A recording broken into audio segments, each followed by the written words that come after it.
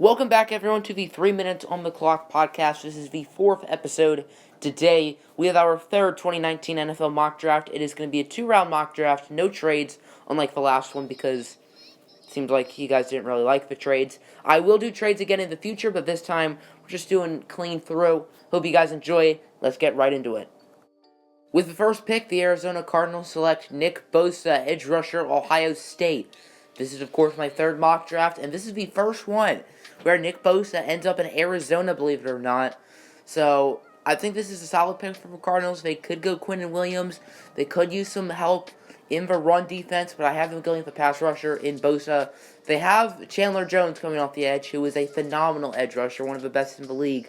But they need someone else who's good. Hassan Reddick isn't really an edge rusher, and Marcus Golden, he has injury stuff, and I'm pretty sure he's going to be a free agent as well. So, yeah, they need another edge rusher alongside Chandler Jones, and Nick Bosa is probably the best edge rusher in this draft because there is a bunch. But Bosa has a lot of college production, and he fits the modern edge rusher today. I think him and Chandler Jones would be a really good duo, and they will create a lot of trouble for Jared Goff, Jimmy Garoppolo, and Russell Wilson. With the second pick, the San Francisco 49ers select Josh Allen, edge rusher, Kentucky. Josh Allen is a very interesting prospect. He can play a number of positions. He can play 4-3 defensive end, 3-4 outside linebacker. Heck, he can even play middle linebacker.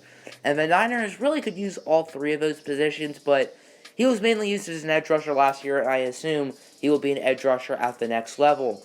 Allen had a phenomenal year this year at Kentucky, rising his stock a lot from a late first, early second to potentially a top 3 pick in this year's draft. Allen, I believe, won SEC Defensive Player of the Year and was the best player on a Kentucky defense that showed lots of strides this year. Looking at the Niners, they have a very weird defensive line. Inside, they have DeForest Buckner, who's a Pro Bowl caliber player. They also have Solomon Thomas, who did not play super well on the edge, has played a lot better inside, so I think that's where he has to stay. So they have 2 defensive tackles, and Eric Armstead is not a 4-3 end. He is a 3-4 end, 4-3 tackle. Eric Armstead is not a great fit. So in conclusion, the Niners don't really have any edge rushers. That's their biggest position of need, in my opinion, and I think Josh Allen is a very good one. The third pick, the New York Jets select Quinnen Williams, defensive tackle, Alabama. So the Jets have another really talented, disruptive force on the defensive line named Williams. Fall to them, of course, 4 years ago in 2015. Leonard Williams fell to their laps at 6, and Leonard Williams hasn't really been the superstar that we all expected, but he has been a very good player in the NFL. And pairing him up with Quinnen Williams, I think that could create for some havoc for the opposing offensive lines. Williams was phenomenal this year at Alabama. Big play after big play. Very athletic. And I really like this pick for the Jets value-wise. One of my favorite players in this year's draft class. Quinnen Williams is going to be a stud in the NFL. With the fourth pick, the Oakland Raiders select Clelin Ferrell, edge rusher, Clemson. I've had Ferrell going to the Giants in both of my first 2 mock drafts, but here I have him going a little bit higher to the Raiders. This could be a tad bit high for Ferrell, but he has some very good college production at Clemson. Regardless, he was on a defensive line with 2 other first-round talents and another NFL talent in Austin Bryant. But Ferrell is a phenomenal pass rusher, one of the biggest reasons why Clemson won the national championship this year. And the Raiders need that production on the edge that Khalil Mack brought. I'm not saying that Clelin Ferrell's the next Khalil Mack, but they need a star on their defense because they don't have a star. I mean, they have Mo Hurst inside, P.J. Hall. That's solid, but they're not really good anywhere else on their defense outside of maybe secondary with Garyon Conley and potentially Carl Joseph if he ever develops. And even so, their secondary is not good. Their linebacking core is by far the worst in the NFL, and their edge rushers are also not good. So Clelin Ferrell, value-wise, this is a solid pick, but needs-wise, it is a really good selection for Oakland. Fifth pick, the Tampa Bay Buccaneers select Greedy Williams, cornerback, Clemson. I've had Greedy going to the Bucs in all 3 of my mock drafts. I just think it makes perfect sense. The Bucks could use an extra corner, as they have a lot of young talent in their secondary. They have players like Vernon Hargreaves, Carl Joseph, MJ Stewart at the cornerback spot, none of whom are great, all of whom are decent, but I think they could use another one, and Greedy Williams is a phenomenal player. He has the height, I believe he's around 6'2", 6'3", which is incredible for a cornerback. Now, this could be a little bit high for Greedy Williams, as he could go at 5, he could go at 20. It really is a giant question mark, but it's hard to find really good corners, and I think the Bucks see that Greedy Williams can be a really good corner, and they pull the trigger. I think this is a solid selection. The 6th pick, the New York Giants select Dwayne Haskins, quarterback, Ohio State. I have not had the Giants touching a quarterback in my first 2 mocks, as in the first round I had them going CLELIN, FERRELL both times, but FERRELL is off the board. I don't know if that's the main reason why I had this pick or not, but I have them going with Haskins. Now, I have a feeling the Giants are going to sign someone, maybe not Nick Foles, because he's from their division rival, but someone like a Joe Flacco, or someone like a Blake Bortles, or someone like a Ryan Tannehill, because it doesn't seem like he's going to be back in South Beach next year. And even if they do, none of those guys can be the franchise quarterback. So I have them going with Haskins at 6. I really like Dwayne Haskins. He's accurate, he has a solid arm, he's pretty mobile, he gives you everything you look for in a quarterback. His upside, not as high as someone like a Kyler Murray in my opinion, but I think Haskins is a very low-risk pick, and considering the Giants already have a lot of talent on their offense, Saquon Barkley, Odell Beckham, I don't think they need the best quarterback in the NFL.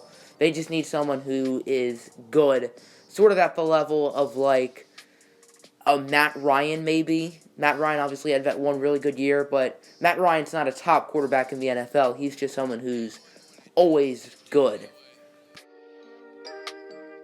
With the 7th pick, the Jacksonville Jaguars select Kyler Murray, quarterback, Ohio State. Jacksonville is in need of a culture change, and I have them going with the Heisman Trophy winner in Kyler Murray. I see why he could go ahead of Haskins or vice versa, but I have Haskins going first and Murray to Jacksonville. Obviously, Kyler Murray is a more riskier prospect.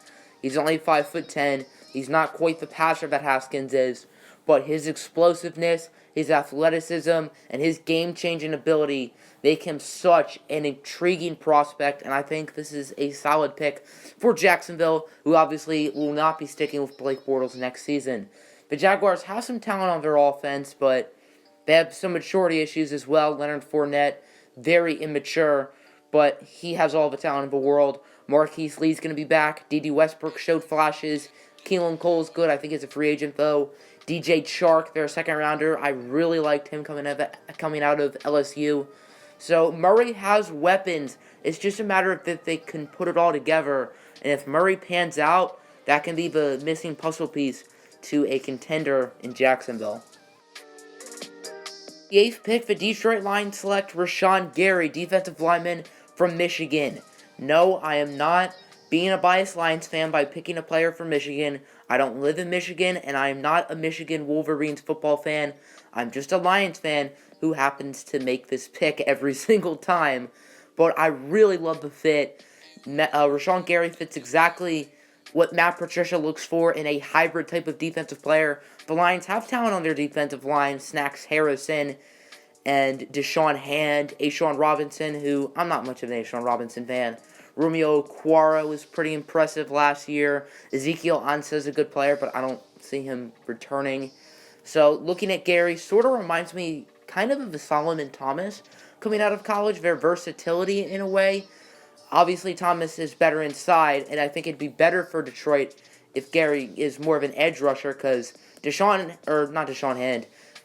Harrison, he's not an edge rusher at all, and Hand, he's more of a run stopper, so if Gary can get to the quarterback, that'd be great, but he's not really the pass rusher that Clelin Ferrell is. However, he just fits what Matt Patricia looks for, and while 8 may be a little bit high for Gary, I don't think people give him enough credit, because while he didn't have a lot of insane production as a junior, that's because he was facing double and triple teams all season, and it's not his fault. That's why someone like, remember Desmond King, coming out of college a couple years ago, he was really good as a junior, and as a senior, nobody threw the ball his way. He ended up slipping to the 5th round, and in his second year, he became a first-team All-Pro member.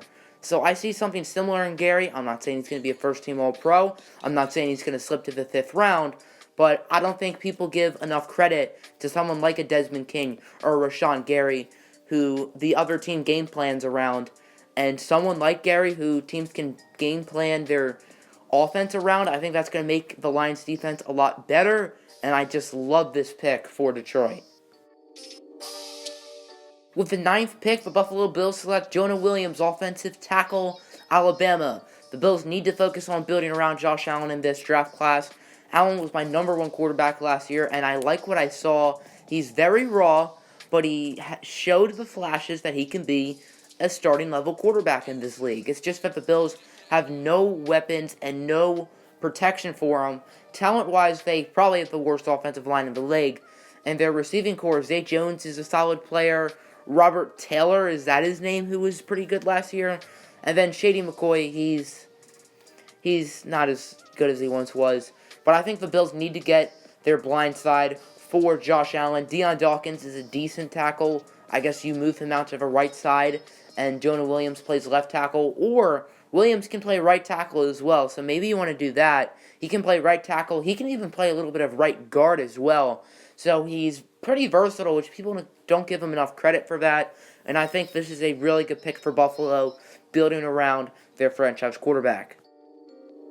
With the 10th pick, the Denver Broncos select Daniel Jones, quarterback, Duke. I had the Broncos going with the quarterback in my first mock draft, but not my last one. But I have them going with one here in Daniel Jones. Jones isn't quite as skilled as someone like Dwayne Haskins or Kyler Murray, but he's had a lot of college production at Duke. He's a proven winner. I'm not saying he's won super big games, but if you look at the bowl game against Temple, Duke was down early, and then Daniel Jones just straight up dominated, put on a clinic against the Temple Owls defense, and I really like this pick for Denver. Case Keenum was not the guy last year, and Jones, while he's not as surefire as Kyler Murray, and definitely not as surefire as Dwayne Haskins, but the Broncos need a quarterback. Case Keenum's not going to lead you anywhere. He had one good year in Minnesota, and that's pretty much it. With the 11th pick, the Cincinnati Bengals select Devin White, middle linebacker, LSU. The Bengals obviously still need help on their offensive line, and I've had them going with offensive line in the first round in both of my previous mock drafts. But with Devin White on the board, this is such a good value pick, and it fits a need. I love the selection for Cincinnati. White is a sideline-to-sideline, 3-down linebacker, super athletic, and he fits a need. The Bengals' linebacking core is horrendous. Vontaze Burfict has had about 17,000 concussions, and I'm not saying that because he's a dirty player. He's literally had like 7 concussions, which is way too many. So his health is at risk, and that's only one talented linebacker. The Bengals really need help in their linebacking core, even more than their offensive line, debatably, because, I mean, their run game was pretty good last year. Joe Mixon was excellent, but Devin White, I think, is the best player on the board here. This is a phenomenal value pick, and I love it for Cincinnati. The 12th pick, the Green Bay Packers select Montez Sweat, edge rusher, Mississippi State. I don't think there's been anyone stock who's risen faster in the past month than Montez Sweat. Very good year at Mississippi State. He was phenomenal in the Senior Bowl last weekend. He was excellent, and he proved that he's probably going to be in the top 15, maybe even top 10. The Packers need an edge rusher. I've had them addressing edge rusher in the first round in both of my mock drafts. In the first one, I had him getting Josh Allen. In the last one, I had him getting Jacki Polite. But Allen is long gone, and Polite is a little bit too risky at 12. We've seen more college production from Sweat. It fits a need, and I think this is a really solid pick for Green Bay. The 13th pick, the Miami Dolphins select Ed Oliver, defensive tackle, Houston. A couple minutes ago, I said Devin White was the best player on the board at 11. Let me take that back. Devin White was the second best player on the board at 11 because I absolutely love Ed Oliver. He was my #1 player in the draft headed into this season, and while his stock did sort of dip a little, he might still be #1 for me. The college production is there. Even when facing double and triple teams, he was excellent.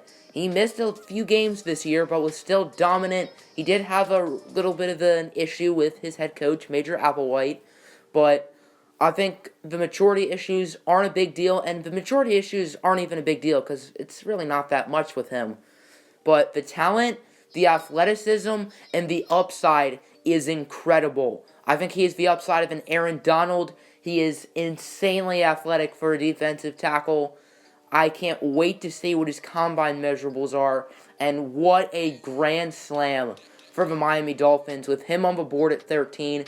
They could go Drew Lock at quarterback, but this is such a good value pick. They can't pass that up at this point in the draft. The 14th pick, the Atlanta Falcons select Christian Wilkins, defensive tackle, Clemson. Wilkins was phenomenal in his 4 years at Clemson, but as I mentioned with Clelin Ferrell earlier, they are around such a good defensive line that they complement each other, but even so, Wilkins is a really good football player. It fits a need for Atlanta as they need another defensive tackle alongside Grady Jarrett. And Grady Jarrett might not even be on the roster next year, but even if he is, they need someone else there. I've had them going defensive tackle in the first round in all 3 of my mock drafts. It's a huge need for them, and I see the Falcons continuing to use defense early in the draft as Dan Quinn is a defensive-minded coach. I'm a huge fan of Dan Quinn. I think they made the right move by not firing him. And I think the Falcons are going to have a bounce-back year this year. I think Wilkins will contribute very early on, and I think this is a good pick for Atlanta. With the 15th pick, the Washington Redskins select Drew Lock, quarterback, Missouri. Quarterback is absolutely a need for Washington as Alex Smith is coming off a brutal injury, and he may never play a game in this league again. I've had them going with Daniel Jones in both of my mock drafts, but he's off the board, and I have them selecting Drew Lock. Lock had a pretty solid season. His stock didn't really change too much. Maybe it went up a little. He had some inconsistency here and there, but I think this is a solid pick for Washington, by far the best quarterback on the board, as after him it's a pretty big drop-off in my opinion. Not much of a Will Grier fan personally, but I think this is a pretty good pick for Washington.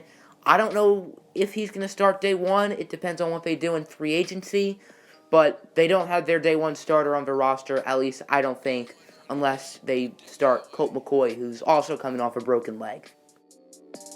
The 16th pick, the Carolina Panthers select Deontay Thompson, safety, Alabama. This is a very un-Ron Rivera-like pick. It doesn't seem like he really invests a whole lot in safeties, but Rivera's job is on the line this year. He needs to change something, and I think getting a really good safety like Deontay Thompson could do that, as the Panthers safeties aren't great by any means. And I think this is a pretty good value pick for Thompson. I would say this is the area he should go. I'm not as high on him as others, but I do like him. I think he can play both safety positions, and it fits a need on Ron Rivera's defense. It's just a matter of if Rivera can keep his job at the end of next season. But even if he doesn't, the Panthers got themselves a good player in Thompson. 17th pick, the Cleveland Browns select Jeffrey Simmons, defensive tackle, Mississippi State. Simmons is without a doubt a top 10, maybe even top 5 talent in this year's draft class. However, the off-the-field issues have him falling here to 17. He had some domestic violence issue, and because of that, he is not invited to the NFL Combine, which is a pretty big blow. However, if he can have some good pro days, then I could still see him going pretty high to a team like Cleveland, who needs another defensive tackle alongside Larry Ogunjobi, and the Browns' defensive line will be pretty scary. They'd have Ogunjobi, Simmons, Myles Garrett, and if he becomes a good player, Emmanuel Ogbah. That is a phenomenal defensive line, super talented. Simmons is maybe the second most talented player on that defensive line. No offense, Larry Ogunjobi, but that's a really scary front four, and their linebacking core is solid, so that's a pretty good front seven, and I'm excited to see what Cleveland can do this upcoming season, especially with a talent like Jeffrey Simmons. The 18th pick, the Minnesota Vikings select Jawan Taylor, offensive tackle, Florida. I've not had the Vikings touch any position in my mock drafts other than offensive line, and hint hint, that will stick in this video. I have them going with Taylor over Greg Little, as this is only the second offensive lineman taken, believe it or not. And if you compare Jawaan Taylor and Greg Little, Taylor's absolutely the more riskier prospect. He's more athletic, but he's shown less production in college, not as consistent. And if I was Vikings, I would go Greg Little. Just get themselves a surefire left tackle because their offensive line is so bad. You need talent. But they're going with a riskier pick in Taylor, who I think is more likely to be a really good player. However, he doesn't have the floor that Greg Little has. The 19th pick, the Tennessee Titans select Dexter Lawrence, defensive tackle, Clemson. The Titans need that presence in the middle of their defensive line. Jarrell Casey is a very underrated player, but he's not getting any younger, and Dexter Lawrence can be that. He is a giant, very good run stuffer. He's very athletic for his size. I don't know about him as a pass rusher, but I really like the run stuffing, the run stopping ability. He's going to draw double teams if he becomes a good player, mainly because of his athleticism and his strength and his ease getting by one offensive lineman. I think this is a really solid pick for Tennessee value-wise, and it fits a need, so win-win. With the 20th pick, the Pittsburgh Steelers select Byron Murphy, cornerback, Washington. I've had them going with a corner in all three of the first rounds of my mock draft, and the last one was Byron Murphy, so I have him going to Pittsburgh 2 mock drafts in a row.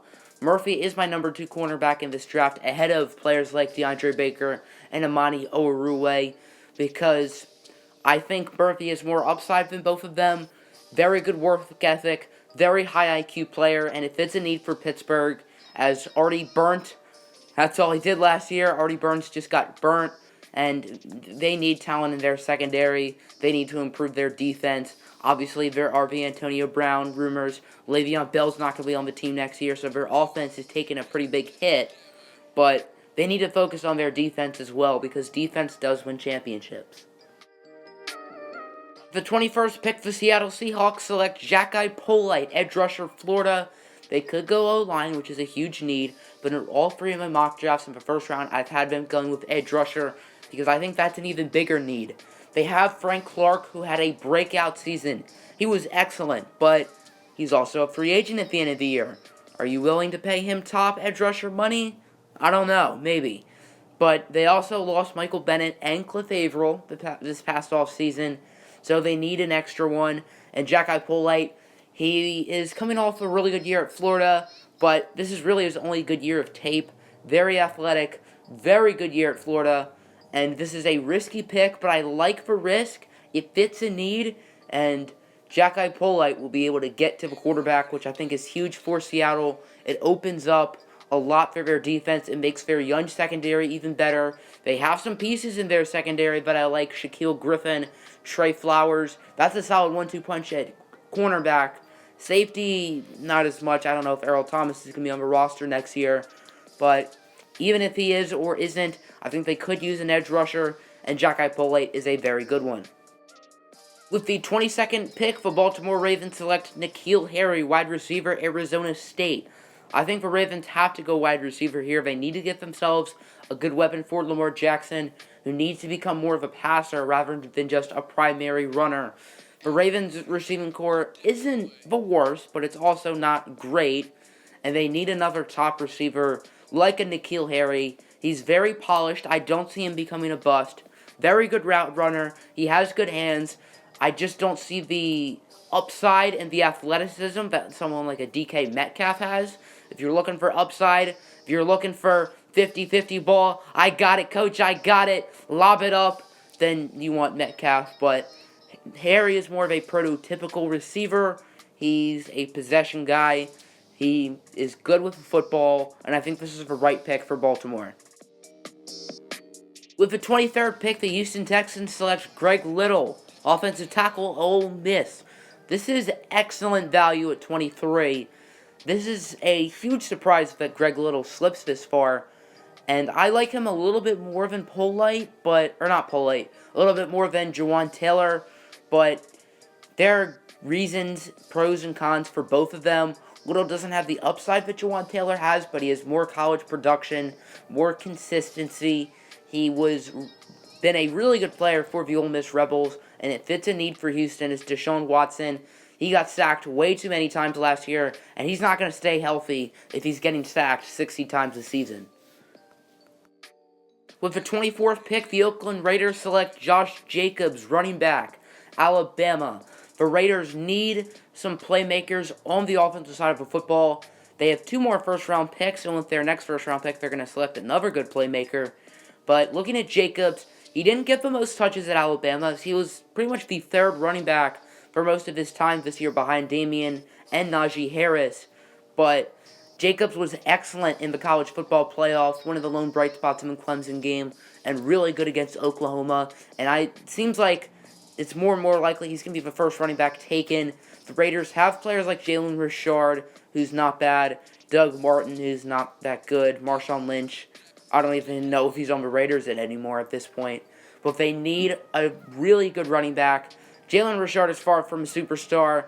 And look at teams like the Rams just running the ball with ease in the playoffs. Where are they now? They're in the Super Bowl, preparing to hopefully beat Tom Brady and the Patriots. I think this is a pretty good pick for Oakland, and they get themselves a really nice playmaker. The 25th pick, the Philadelphia Eagles select Cody Ford, offensive lineman, Oklahoma. In all 3 mock drafts, I've had him going to the Eagles just because I love this pick for both sides. I think it makes total sense. Looking at the Eagles, you may think offensive line's not their biggest need.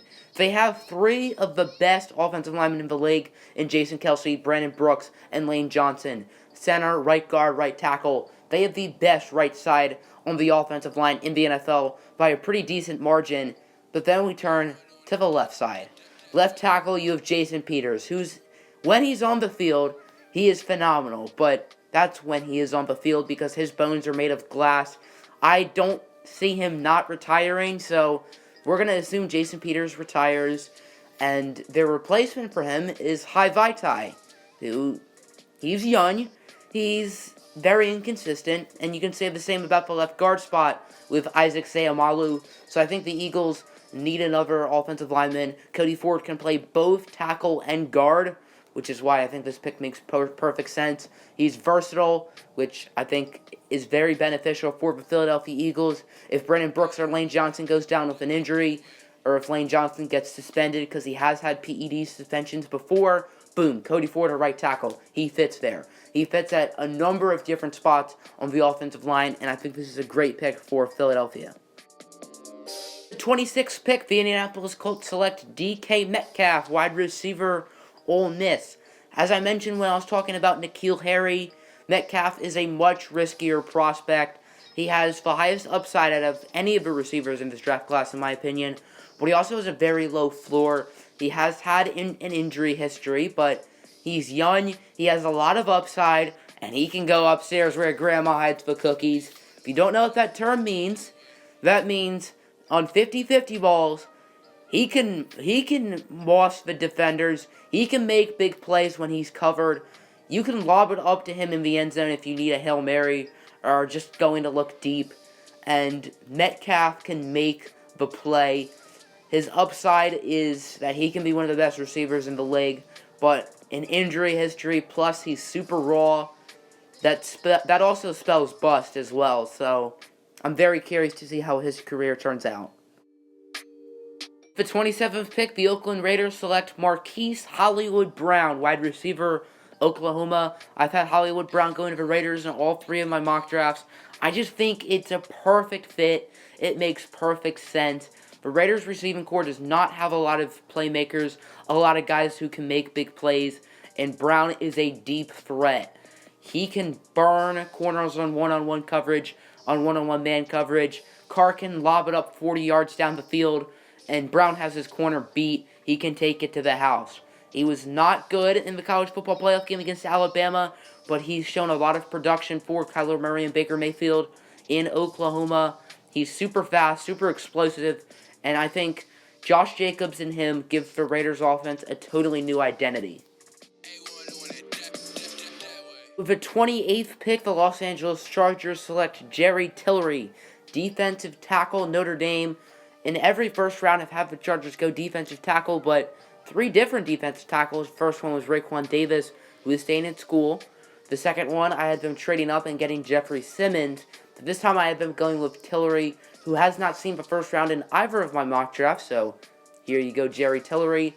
The reason why I like this pick is the Chargers need someone inside. They have, without a doubt, the best edge rusher duo in the NFL with Joey Bosa and Melvin Ingram. Maybe you can make a case with the Denver Broncos with Von Miller and Bradley Chubb. But the Chargers' edge rushing duo is phenomenal. But what about inside? Corey Liuget, meh. Brennan Mebane, meh. They need that guy that can create double teams, which creates more spacing for Bosa and Ingram to get to the quarterback. And that's what Jerry Tillery can do. And even so, Tillery can get to the quarterback as well. 8 sacks, 10.5 tackles for loss. He had a very productive year at Notre Dame, one of their best defensive players. And they have a couple more defensive players who will be drafted in the top 2 rounds. And I think this is a really good pick for Los Angeles, getting a huge position of need. With the 29th pick, the Kansas City Chiefs select Brian Burns, edge rusher, Florida State. After watching the AFC Championship game, the Chiefs don't need a running back as bad as I thought because Darrell Williams was very good. And I had been going Josh Jacobs last time, so they absolutely have to go defense. Their defense was very uninspiring versus New England. They just looked uninterested almost. And I have them selecting Brian Burns, the edge rusher from the Seminoles. The Chiefs have some good edge rushers, but Justin Houston, he has started to decline a little bit. And D Ford, their other edge rusher, he had a really good season, but he is a free agent. And he lost the Chiefs the game by going off sides. So I have them going with Burns. Solid production at Florida State. I think this is a somewhat risky pick, but I like his upside. And I think this could give the Chiefs defense a better identity, I guess. With the 30th pick, the Green Bay Packers select A.J. Brown, wide receiver, Ole Miss. So I have 2 Rebel receivers going in the first round. And Brown was much better in college than DK Metcalf. Brown is a much more polished player, phenomenal route runner, really good hands, and I think the Packers don't need a superstar receiver. They already have Devontae Adams, who's without a doubt one of the 10 best receivers in the NFL. I don't know if I'd say top 5, but he's definitely top 10. But the Packers need someone else. Randall Cobb, he's pretty much done in Green Bay. And they saw some flashes from Marquez Valdes-Scantling, who I like. So a receiving core of Adams, Brown, and Valdes-Scantling. That's a pretty nice trio for Matt LaFleur, Aaron Rodgers, and the Packers offense. The 31st pick, the New England Patriots select Noah Fant, tight end, Iowa. Now I've had them going with a quarterback in both of my first 2 mock drafts. I had them going with Will Grier in the first one, and I want to say I had them going with Drew Lock in the last one. But this time I don't have them going with a quarterback because after thinking about it, I don't see Tom Brady retiring. And I think the Patriots are going to focus on right now rather than in a couple years from now when Tom Brady's done. And they need to get a quarterback then. I'm not saying that's the right move. I think they should start investing in their new quarterback this offseason. However, there are no first-round quality quarterbacks on the board. And someone like Noah Fant, I am in love with Noah Fant's skill set. I think this is a really good pick. Rob Gronkowski, I would not be shocked if he retires at the end of this year. His body is just so worn down. And even so, the Patriots love to run 2 tight ends. Looking at Noah Fant, he is an insane athlete, which I like. Athletic tight ends. He has good hands, vertical threat. He wasn't even the best tight end on his college team last year with TJ Hawkinson, but Iowa used 2 tight ends a lot. The Patriots used 2 tight ends a lot. I think this is a good fit for Noah Fant, and I think Bill Belichick could turn this kid into a top 5, maybe even top 3 tight end in the league. The 32nd pick, the Los Angeles Rams select DeAndre Baker, cornerback, Georgia. Head-to-toe, the Rams have the best roster in the NFL. Not much arguing that, but if they had one hole, I would say it's corner. And I know a lot of people may disagree, but Aqib Talib is older. He obviously has some off-the-field stuff, and he missed some decent time this year. While Marcus Peters, I think he's quite overrated. He does make a lot of big plays. He has good hands, but as a covered corner, he's really not that exceptional. Looking at DeAndre Baker, lots of college productivity. He won the Jim Thorpe Award, which is the award for the best defensive back in college football with the Georgia Bulldogs. And I think this fits a need, and it's pretty good value, I'd say, in the late first round. Not huge on Baker's upside, but the Rams don't need someone with super high upside. They don't need to take a risk because their rosters are already super good. That'll conclude the first round, but since this is a two-round mock draft, we have another 32 picks to go. With the 33rd pick, the Arizona Cardinals select Kelvin Harmon, wide receiver, NC State. So the second round kicks off with Arizona getting themselves a very solid pass catcher in Harmon, who sort of burst onto the scene this year with the Wolfpack. The Cardinals need some more weapons on offense. They added Christian Kirk last year, who didn't really show a lot as a rookie. And even if he did, they need someone else, as Larry Fitz. He is returning next year, but he's still very old, so why not get themselves an outside receiver to replace Larry Fitz in Kelvin Harmon? I think this is a really solid pick, and Fitzgerald can hopefully groom Harmon into a really good player. With the 34th pick, the Indianapolis Colts select Zach Allen, edge rusher, Boston College. This is a pretty good value pick, and while it's not the Colts' biggest need, they could use an extra edge rusher as Darius Leonard. He isn't really an edge rusher. Jabal Sheard, not the youngest, and then Kamoko Toure, Tyquan Lewis, he's not really an edge rusher. So I think they could use an extra, and Zach Allen is definitely the best one on the board. I think this is a good value pick, and I'm excited to see what he can do in the NFL. The 35th pick, the Oakland Raiders select Andre Dillard, offensive tackle, Washington State. Dillard was very good in the Senior Bowl, and that will likely propel him to first-round conversation. However, I have him falling to the Raiders in the second round. They did invest high draft picks in Colton Miller and Brandon Parker, neither of whom were super impressive, but Colton Miller is still projected to be the franchise tackle, and along him can be Andre Dillard. I think the main reason why the Raiders are making this pick is because of value, and it's a pretty darn good value pick. With the 36th pick, the San Francisco 49ers select Trayvon Mullen, cornerback from Clemson. Mullen was very good in the college football playoff after a mess season. I think, at least I expected more from him during the regular season, but he was good in the playoff, had an interception against Alabama, and the Niners need a cornerback. They had Richard Sherman, who was good last year, but they don't really have anyone else. Ahkello Witherspoon is a meh player. So I think this is definitely fitting a need, and value-wise, it's a solid selection. With the 37th pick, the New York Giants select David Edwards, offensive tackle, Wisconsin. Of course, I had the Giants picking quarterback Dwayne Haskins, and now it's time to build a serviceable offensive line. The Giants aren't really set at either tackle spots. Who's their right tackle, like Bobby Hart or something? And then the left tackle, Nate Solder, his first year with the team was a disaster. So the Giants need some help on their offensive line, get some blocking for Dwayne Haskins, make Saquon Barkley even better, because he'll actually have talent on his offensive line. And David Edwards, I think, can do just that. Coming from Offensive Line University, a.k.a. Wisconsin, I think this is a pretty good pick for Giants, as it fits a huge need. With the 38th pick, the Jacksonville Jaguars select Martez Ivey, offensive guard, Florida. So the Jaguars staying in state. This was a pick I had them going with in the last mock draft, and I'm doing it again because I feel like the Jaguars want to help out their offensive line for Kyler Murray. Unlike the Giants, the Jaguars actually have a lot more talent on their O-line. They have guys like Brandon Linder and Andrew Norwell. But I think they could use some more at right guard. They currently have A.J. Cann, who isn't awful, but I want to say he's a free agent. So, assuming they don't want to pay him starting level money, they can get his replacement in Ivy.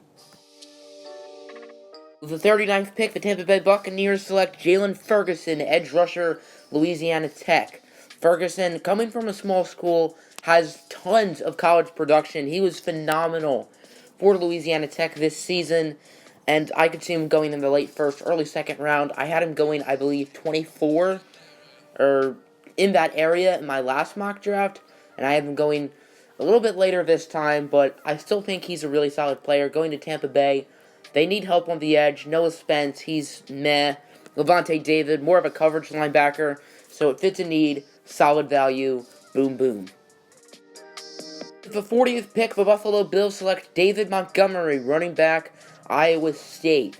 Montgomery did take on Big 12 defenses all year, but he was still very good in college, and I think the Bills could use a running back as LaShawn McCoy, not getting any younger at all. He's one of the older running backs in the NFL, and his production definitely dipped this season, and not to mention he is dealing with an off-the-field issue.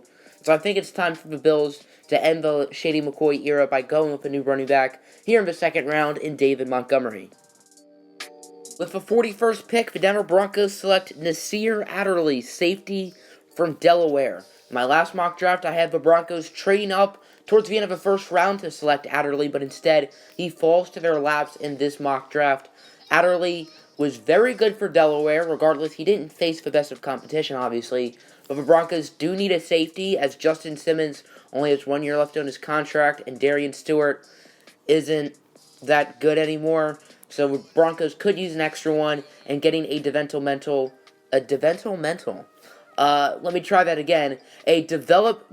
player in Adderley. I think this is a pretty good pick for the Broncos, as it does fit a pretty big need.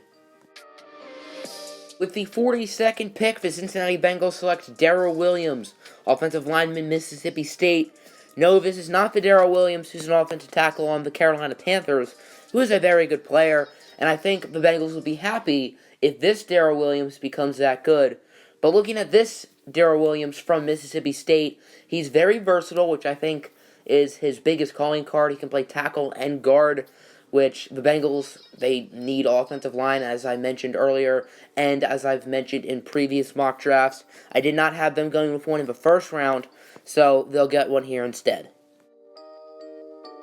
The 43rd pick, the Detroit Lions select Dalton Risner, offensive lineman, Kansas State. So back-to-back versatile offensive linemen.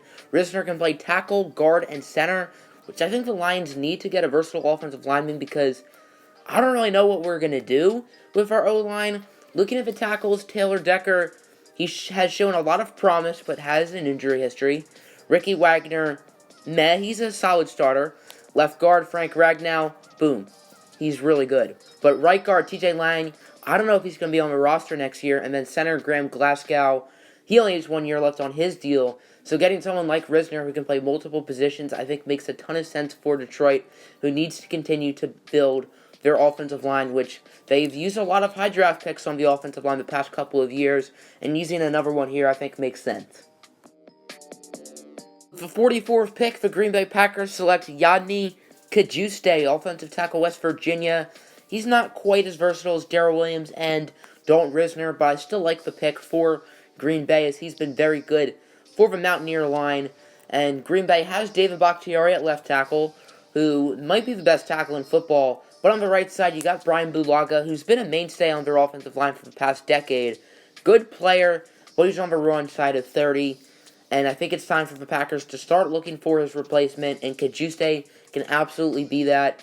As I mentioned before, you need a good offensive line to win games. Look at the Rams and the Patriots. They have two of the best offensive lines in football, and look where they are, the Super Bowl. The 45th pick, the Atlanta Falcons select O'Shane Exymus. I know I butchered that. Edge rusher, Old Dominion.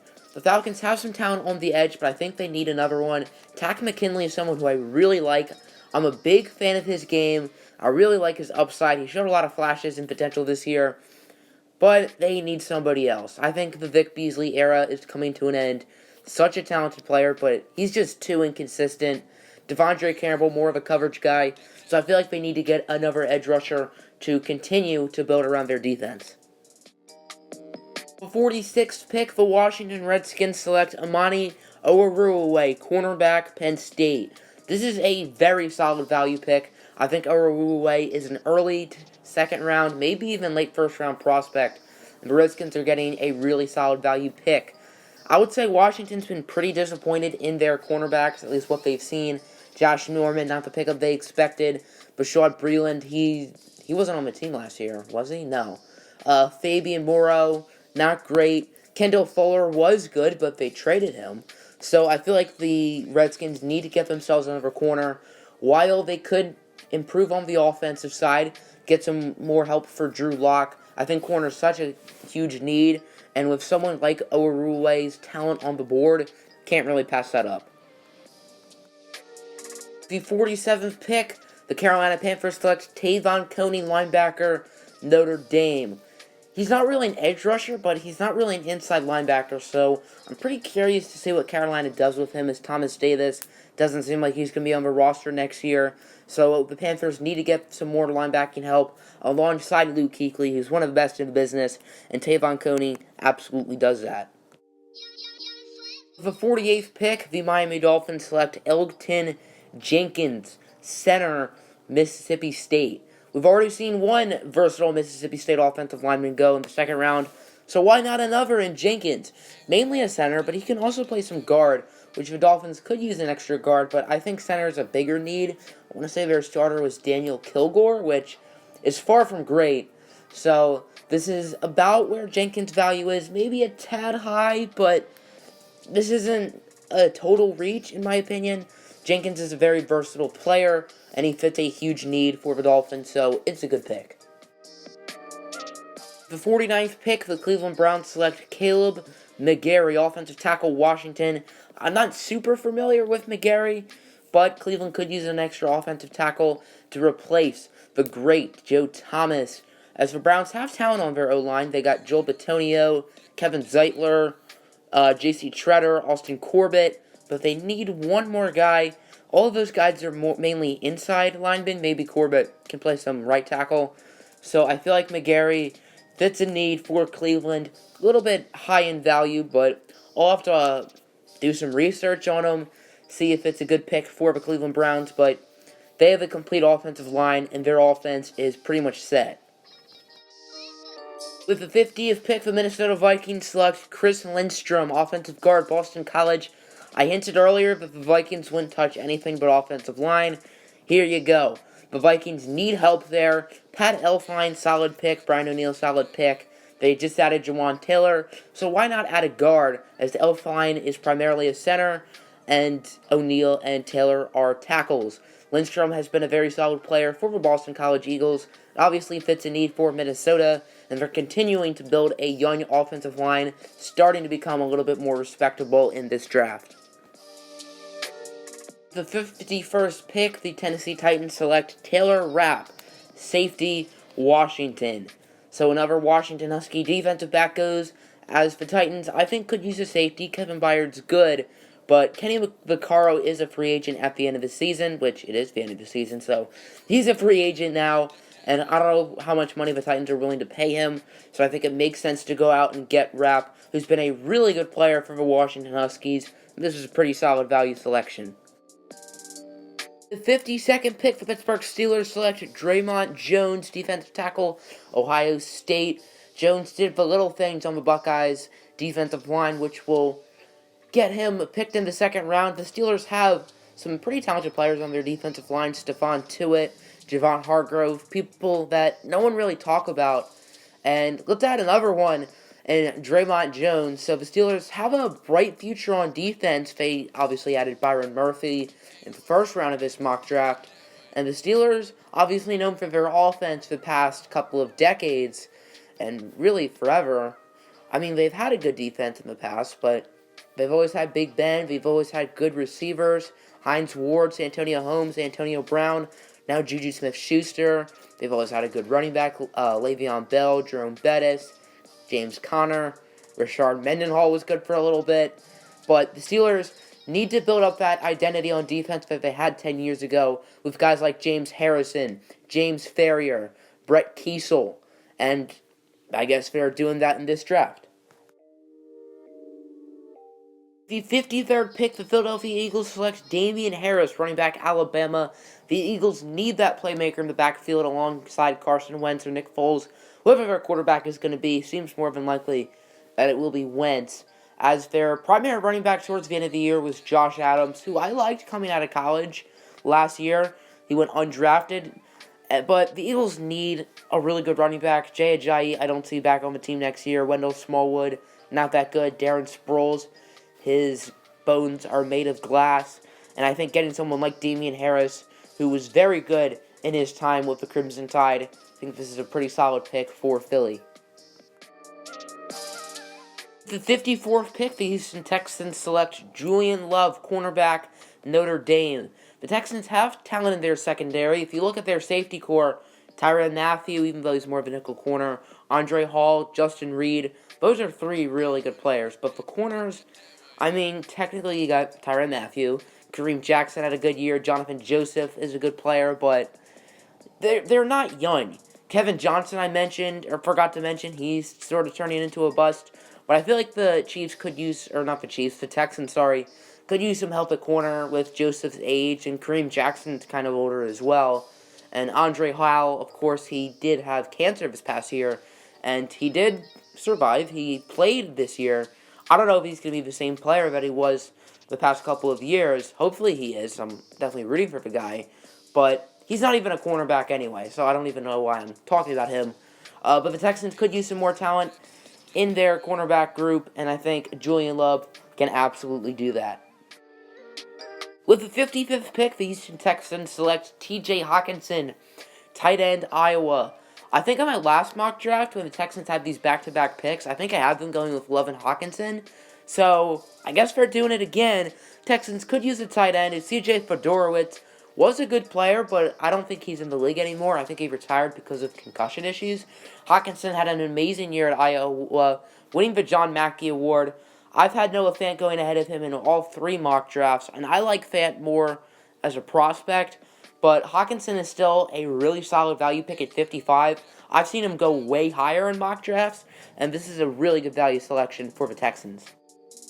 The 56th pick, the New England Patriots select Isaiah Buggs, defensive lineman, Alabama. If the Patriots defensive line doesn't play well tomorrow, I don't see them winning. And the Patriots defensive line, it isn't the greatest. They have some talent.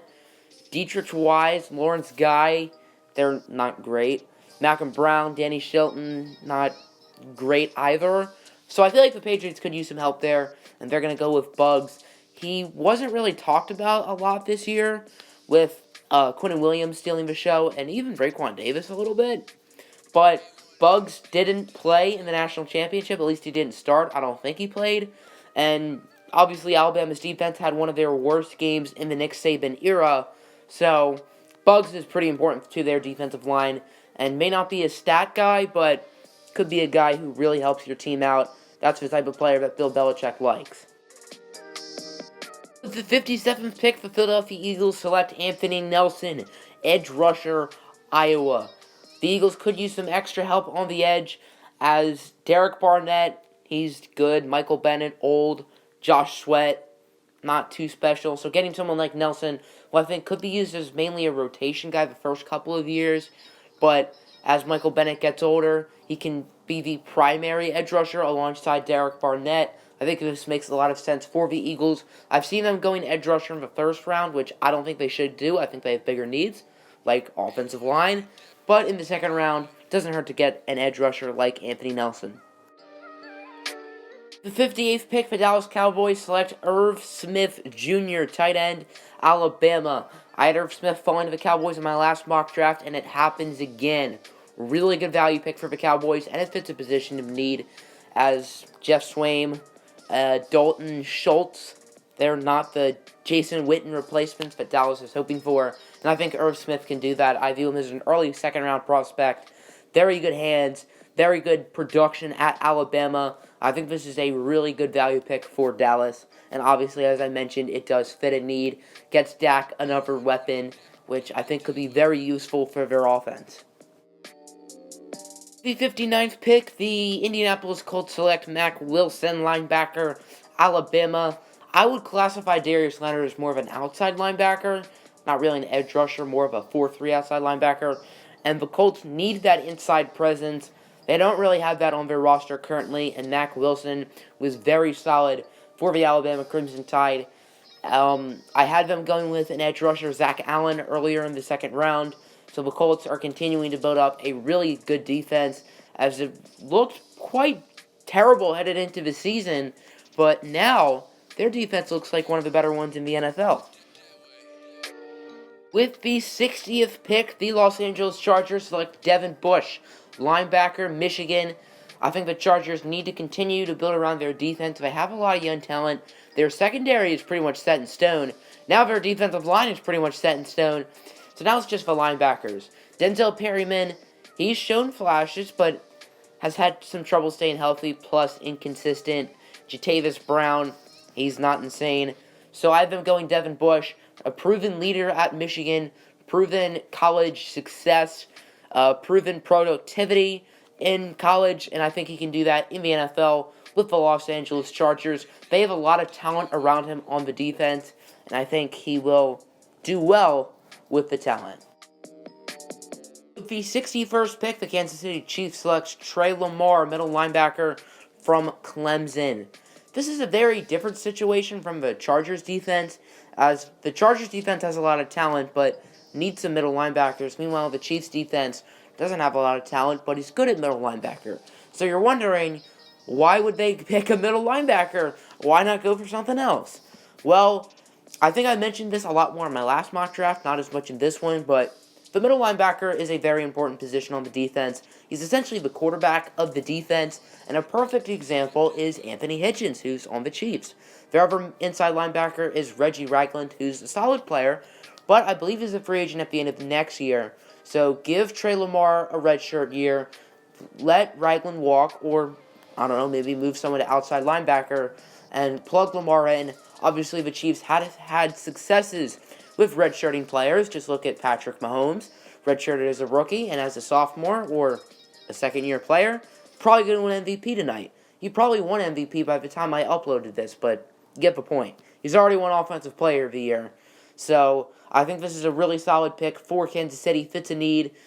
I don't think he's anywhere near as talented as Devin Bush, and they are one pick apart, but good pick for Kansas City. The Chiefs have another pick via the LA Rams, so Chiefs aren't quite done yet in the second round.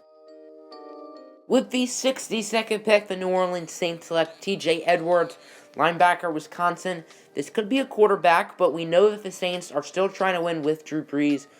Obviously, being shown that they traded up last year's draft and didn't get a quarterback, aka Lamar Jackson, but instead picked a positional player in Marcus Davenport, who is a project player. I don't know why they chose him to help them win now, and he wasn't super impactful this year. But I've been going with TJ Edwards, a linebacker from Wisconsin. The Saints could use some linebacking depth, as they're good in the secondary, good on the defensive line, but they could use some linebackers. Alex Anzalone, meh. What's his face? What's his name? Davis? I don't know why. Demario Davis. I don't know why it took me a while to remember his first name. But Demario Davis is a pretty good player, one of the better free agent signings in the NFL, but the Saints need another linebacker, and TJ Edwards is that. With the 63rd pick, the New England Patriots select Jaquan Johnson, safety, Miami. This pick makes a lot of sense in my opinion, as the Patriots love to run with multiple safeties. This year and the past few years, they've been going with Devin McCourty, Deron Harmon, and Patrick Chung. We've seen that McCourty is contemplating retirement, and Chung and Harmon are far from all-stars now, and in 3 to 5 years, they're not going to be great, as all of them are on the wrong side of 30. So getting someone like Johnson, very hard hitter, I think he can make an early impact and be a really good player for the Patriots defense the next 10 years, I guess. I don't know. With the 64th pick, the Kansas City Chiefs select Riley Ridley, wide receiver, Georgia. This is the younger brother of Calvin Ridley, as Riley Ridley, not quite the prospect that his brother is, but the Chiefs could use some extra receivers. Tyreek Hill's good, but who else do they have? Like Chris Conley? That's about it. So that'll end the video. We are pretty much reaching the hour mark. Very impressive. Make sure to like the video and subscribe if you've not already. Next podcast episode hopefully will come out next weekend. I'm out. Have a good one.